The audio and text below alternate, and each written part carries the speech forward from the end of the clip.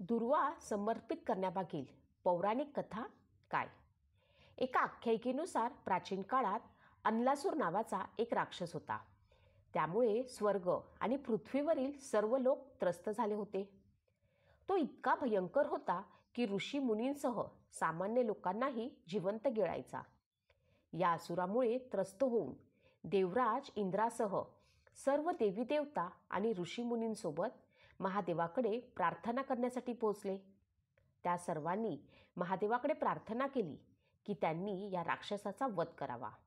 तेव्हा महादेवांनी सर्व देवी देवता आणि ऋषीमुनींची प्रार्थना ऐकून त्यांनी सांगितले की अन्लासुराचा अंत फक्त गणपतीच करू शकतात.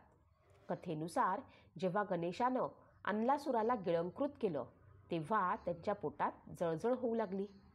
अनेक प्रकारचे उपाय करण्यात आले, पण गणेशजींच्या पोटातील जळजळ शांतच होत नव्हती. तेव्हा कश्यप ऋषी यांना एक युक्ती सुचली. त्यांनी दुर्वांच्या 21 गाठी बांधल्या आणि श्री गणेशाला खायला दिल्या. जेव्हा गणेशजी यांनी दुर्वा खाल्ली तेव्हा त्यांच्या पोटातील जळजळ शांत झाली. तेव्हा भगवान श्री गणेशाला दुर्वा अर्पित करण्याची परंपरा सुरू झाली. गणेशजीच्या पूजेत याचं मोठं महत्त्व आहे. दुर्वांमुळे पोटातील जळजळ तर कमी होतेच, याशिवाय अनेक प्रकारच्या आजारांमध्ये देखील त्यामुळे आराम मिळतो. त्यामुळे आयुर्वेदातही याला मोठं महत्त्व आहे. आता आपण कथा ऐकणार आहोत ऋषी पंचमीची. ऐका ऋषीवरांनो तुमची कहाणी. आटपाट नगर होतं. तिथे एक ब्राह्मण राहत होता. तो आपला शेतीभाती करून सुखानं नांदत होता. एके दिवशी त्याची बायको शिवेनाशी झाली. विटाळ तसाच घरात कालवला. त्या दोषानं काय झालं? तिचा नवरा पुढच्या जन्मी बैल झाला. त्या बाईला आपला कुत्रीचा जन्म आला. देवाची करणी झाली. दोघंही आपल्या मुलाच्या घरी होती. तो मोठा धार्मिक होता. तो देवधर्म करायचा, श्राद्धपक्ष करायचा, आल्या ब्राह्मणांचा समाचार घेई. एके दिवशी त्याच्या घरी श्राद्ध आलं. बायकोला सांगितलं, आज माझ्या आईचं श्राद्ध आहे. खीरपुरीचा स्वयंपाक केला. इतक्यात काय चमत्कार झाला. खिरीचं भांडं उघडं होतं. त्यात सर्पानं आपलं गरळ टाकलं. हे त्या कुत्रीनं पाहिलं. मनात विचार केला, ब्राह्मण खीर खातील आणि मरून जातील. मुलाला ब्रह्महत्येचं पाप लागेल म्हणून उठली. पटकन खिरीच्या पातेल्याला शिवली. ब्राह्मणाच्या बायकोला राग आला. तिनं जळतं खोलीत घेतलं आणि कुत्रीच्या कमरेत मारलं. तो स्वयंपाक टाकून दिला. पुन्हा स्वयंपाक केला. ब्राह्मणांना जेवू घातलं. कुत्रीला उष्टमाष्ट देखील घातलं नाही. सारा दिवस उपवास पडला. रात्र झाली तेव्हा ती आपल्या नवऱ्याजवळ म्हणजे बैलाजवळ गेली आणि आक्रोश करून रडू लागली. बैलानं तिला कारण विचारलं. तशी ती म्हणाली, मी उपाशी आहे. आज मला अन्न नाही, पाणी नाही. खिरीच्या पातेल्यात सर्पानं गरळ टाकलं. ते माझ्या दृष्टीस पडलं. ब्राह्मण मरतील म्हणून मी पातेल्यात जाऊन शिवलं. माझ्या सुनेला राग आला. तिनं जळकं खोलीत घेऊन माझं कंबर मोडलं. सारं अंग दुखतं आहे. ह्याला मी काय करू? बैलानं तिला उत्तर दिलं, तू आदल्या जन्मी विटाळशीचा विटाळ घरात कालवलास. त्याचा संपर्क मला झाला. त्या दोषानं मी बैल झालो. आज माझ्या मुलानं मला नांगराला धरलं. तोंड बांधून मला मारलं. मी देखील आज उपाशीच आहे. त्याचं श्राद्ध फुकट गेलं. हे भाषण मुलानं ऐकलं. लगेच उठून बाहेर आला. बैलाला चारा घातला. कुत्रीला अन्न घातलं. दोघांना चांगलं पाणी प्यायला दिलं. मनात फार दुःखी झाला. दुसरे दिवशी सकाळी उठला. घोर अरण्यात गेला. तिथे ऋषींचा मेळा पाहिला. त्यांना साष्टांग नमस्कार केला. ऋषींनी त्याला प्रश्न केला, तू असा चिंताक्रांत का आहेस? मुलानं सांगितलं, माझ्या बापाला बैलाचा जन्म आला आहे आणि आईला कुत्रीचा जन्म आला आहे. त्यांना मोक्ष कसा मिळेल? ह्या चिंतेत मी पडलो आहे. कृपा करून मला उपाय सांगा. तेव्हा त्याला ऋषींनी सांगितलं, तू ऋषी पंचमीचं व्रत कर. हे व्रत कसं करावं? भाद्रपदाचा महिना येतो. चांदण्या पंखाखाली पंचमी येते. त्या दिवशी काय करावं? ऐन दुपारच्या वेळी नदीवर जावं. आघाड्याची प्रार्थना करावी. त्याच्या काष्टानं दंतधावन करावं. आवळकाठी कुटून घ्यावी. तीळ वाटून घ्यावे व ते तेल केसांना लावावं. मग आंघोळ करावी. धुतलेली वस्त्र नेसावी. चांगल्या ठिकाणी जावं. अरुधंतीसह सप्तऋषींची पूजा करावी. असं 7 वर्ष करावं. शेवटी उद्यापन करावं. ह्या व्रताचं काय होतं? रजस्वला दोष नाहीसा होतो, पापापासून मुक्तता होते, नाना तीर्थांच्या स्नानाचं पुण्य लागतं, नाना प्रकारच्या दानाचं पुण्य लागतं, मनी इच्छिलं कार्य होतं. मुलानं ते व्रत केलं, त्याचं पुण्य आईबापांना दिलं. त्या पुण्यानं काय झालं? रजोदोष नाहीसा झाला. आकाशातून विमान उतरलं. बैल होता तो सुंदर पुरुष झाला, कुत्री होती ती सुंदर स्त्री झाली. दोघं विमानात बसून स्वर्गात गेली. मुलाचा हेतू पूर्ण झाला. तसा तुमचा आमचा हो, ही 60 उत्तराची कहाणी 5 उत्तरी सुफळ संपूर्ण. भारतात जुन्या विद्वान ऋषींबद्दल वाटणारी आपुलकी, निष्ठा व्यक्त करण्याचा हा दिवस म्हणून ऋषीपंचमी हा सण साजरा करतात. सप्तमी, अरुंधती, गणपती यांची या दिवशी पूजा करतात. सप्तर्षीच्या 7 आणि अरुंधतीची 1 व गणपतीची 1 अशा 9 सुपाऱ्या मांडून पूजा करतात. बायका या दिवशी बैलाच्या मेहनतीचे काहीही खात नाहीत, तसेच गाईचे दूध पित नाहीत. असे करणे जेव्हा शक्य नसेल तेव्हा फक्त उपवास करतात. खेडेगावातील बायकांना हा उपवास शास्त्रोक्त पद्धतीने करता येतो, कारण घराच्या मागील भागात भाजीपाला, वेल इत्यादी लावलेले असतात. त्यांचा हा दिवशी उपयोग होतो. या दिवशी 5 प्रकारच्या किंवा 21 प्रकारच्या भाज्या एकत्र करून त्या जेवणाच्या वेळी गणपतीला नैवेद्य दाखवून मग जेवण करण्याची पद्धत आहे. आता आपण कथा बघणार आहोत भगवान गणेश आणि उंदीर यांची. भगवान गणेश आणि उंदराची कथा हिंदू पौराणिक कथांमध्ये एक लोकप्रिय आख्यायिका आहे. पौराणिक कथेनुसार एके दिवशी भगवान गणेश त्याच्या उंदरावर स्वार होता. त्याचा विश्वासू साथीदार जेव्हा उंदराच्या एका गटाला भेटला, भगवान गणेश ज्या मोठ्या उंदरावरती स्वार होता त्या उंदराला घाबरले आणि त्यांनी त्याला आपला जीव वाचवण्याची विनंती केली. भगवान गणेश दयाळू देवता असल्यानं त्यांचे जीवन वाचवण्याचा निर्णय घेतला. मात्र यापुढे कोणताही त्रास होऊ देऊ नका असा इशाराही त्यांनी दिला. उंदरांनी गणेशाच्या दयेबद्दल कृतज्ञता व्यक्त केली आणि तसे वागण्याचे वचन दिले. मात्र उंदरांनी लवकरच आपले आश्वासन विसरले आणि पुन्हा त्रास देण्यास सुरुवात केली. त्यांनी पिके नष्ट करण्यास सुरुवात केली आणि शेतकरी त्यांचे जीवनमान गमावू लागले. भगवान गणेशानं कारवाई करण्याचा निर्णय घेतला आणि उंदरांना आणखी नुकसान होण्यापासून रोखले. त्यानं आपल्या शक्तीचा वापर करून उंदरांना त्यांच्या वाहनांमध्ये रूपांतरित केले, ज्यावर ते इच्छित होऊन स्वार होऊ शकतात. उंदीर त्यांचे भरवशाचे घोडे बनले आणि ते त्यांच्या सर्व साहसांमध्ये भगवान गणेशासोबत गेले. भगवान गणेश आणि उंदरांची कथा आपल्याला वचने पाळण्याची आणि जबाबदारीने वागण्याचे महत्त्व शिकवते. हे इतरांसोबतच्या आपल्या संवादामध्ये करुणा आणि दयाळूपणाचे मूल्य देखील दाखवते. उंदरांना वाचवण्याचा आणि नंतर त्यांच्या शक्तीचा वापर करून त्यांना आपल्या साथीदारांमध्ये रूपांतरित करण्याचा भगवान गणेशाचा निर्णय आपल्याला क्षमा आणि मुक्तीची शक्ती दर्शवतो. आता ह्यानंतर आपण कथा बघणार आहोत भगवान गणेश आणि चंद्राचा शाप.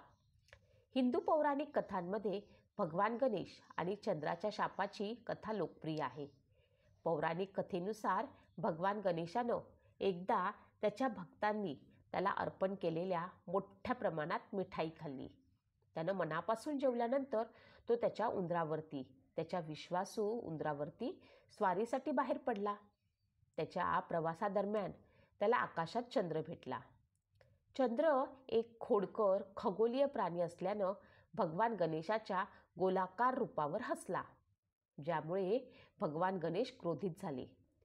प्रत्युत्तरादाखल भगवान गणेशानं चंद्राला धडा शिकवण्याचे ठरवले आणि त्याच्या पोटावर हात ठेवला, ज्यामुळे तो फुटेपर्यंत मोठा होत गेला.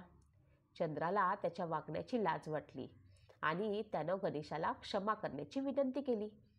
भगवान गणेशानं ते मान्य केले, परंतु एका अटीसह की चंद्राने कधीही कुणाच्याही शारीरिक स्वरूपाची चेष्टा करू नये. चंद्राने ही अट मान्य केली आणि श्री गणेशाची पुन्हा माफी मागितली. मात्र चंद्राच्या वागण्यात फरक पडला नाही आणि त्याने पुन्हा एकदा गणेशाच्या दर्शनाची खिल्ली उडवली. यावेळी भगवान गणेश संतापले आणि त्यांनी चंद्राला शाप दिला की जो कोणी गणेश चतुर्थीच्या रात्री चंद्राकडे पाहिल त्याला खोट्या आरोपांना आणि अपमानाला सामोरे जावे लागेल. भगवान गणेशाच्या शापाचा चंद्रावर खोल परिणाम झाला, जो आकुंचित होऊ लागला आणि त्याची चमक गमावू लागला. देवांना शापाच्या परिणामाची चिंता वाटली आणि त्यांनी उपाय शोधण्यासाठी गणेशाकडे धाव घेतली. भगवान गणेशानं चंद्राला क्षमा करण्यास सहमती दर्शवली, परंतु त्याने अधूनमधून मेण घालावे आणि क्षीण व्हावे ह्या अटींसह. त्यामुळेच 1 महिन्याच्या कालावधीत चंद्र वाढताना आणि आकुंचन पावताना दिसतो. याशिवाय भगवान गणेशानं त्याचे एक दातही तोडले आणि त्याचा उपयोग महाभारत हे महाकाव्य लिहिण्यासाठी केला. हे कृत्य त्याग आणि शहाणपणाचे प्रतीक मानले जाते आणि म्हणूनच भगवान गणेशाचे चित्रण अनेकदा फक्त एकाच दांड्याने केले जाते. भगवान गणेशाची कथा आणि चंद्राचा शाप आपल्याला इतरांचा आदर करण्याचे महत्त्व आणि त्याच्या कृतीचे परिणाम याबद्दल शिकवतो.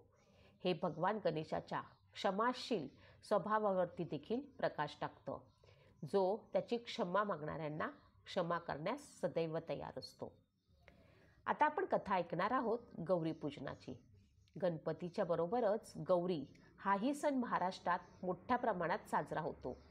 गौरी एका दिवशी येतात, दुसऱ्या दिवशी मिष्टान्नाचे जेवण जेवतात व तिसऱ्या दिवशी आपल्या घरी परत जातात. त्या माहेरवाशिनी आहेत असं मानून त्यांचे अत्यंत आपुलकीने स्वागत केले जाते. गौरी म्हणजे संपत्तीची देवता, लक्ष्मीचे प्रतीक आहे असे मानले जाते. यामागील पौराणिक कथा अशी: फार पूर्वी दानवांचे राज्य होते. दानव देवांना त्रास देत असत. सर्व देवांच्या स्त्रियांना ह्यामुळे आपल्या सौभाग्याची चिंता वाटू लागली. म्हणून सर्व देवांच्या स्त्रियांनी एकत्र जमून महालक्ष्मीची मनोभावे पूजा व प्रार्थना केली. महालक्ष्मी प्रसन्न झाली व त्यांच्यावर आलेले संकट तिनं टाळले. या प्रसंगाची आठवण म्हणून हा सण 3 दिवस साजरा केला जातो. आपले सौभाग्य अखंड राहावे हा त्यामागील हेतू असतो. गौरी मूळ नक्षत्रावर बसतात. ते नक्षत्र आणि गौरी आणण्याची वेळ किती वाजल्यापासून किती वाजेपर्यंत आहे हे पंचांगात पाहून गौरी आणल्या जातात. काही ठिकाणी गौरी पाटावर बसवतात, तर काही ठिकाणी उभ्या गौरी असतात.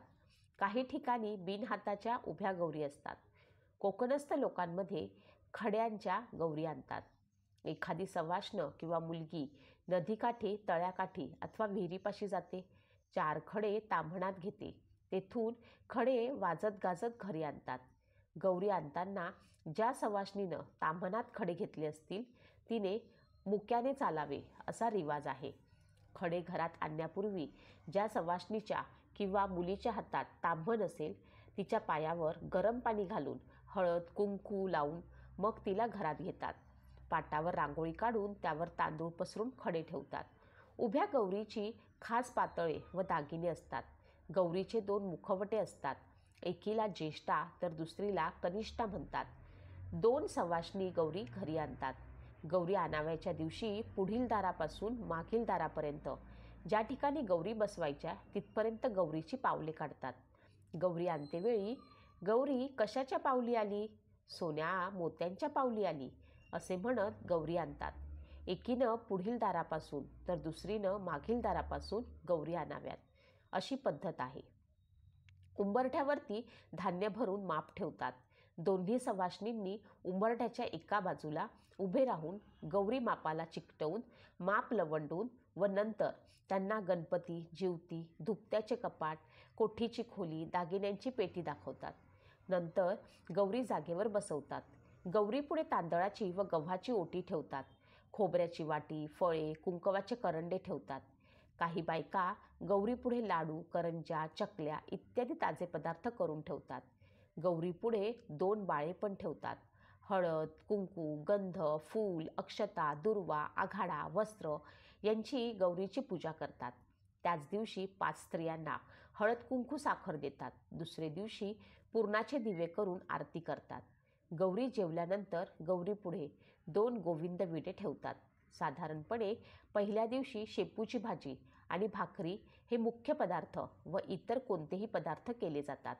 दुसऱ्या दिवशी मुख्यतः पुरणपोळी करतात. तळण, खीर, बाकीचा स्वयंपाक इतर सणाप्रमाणे करतात.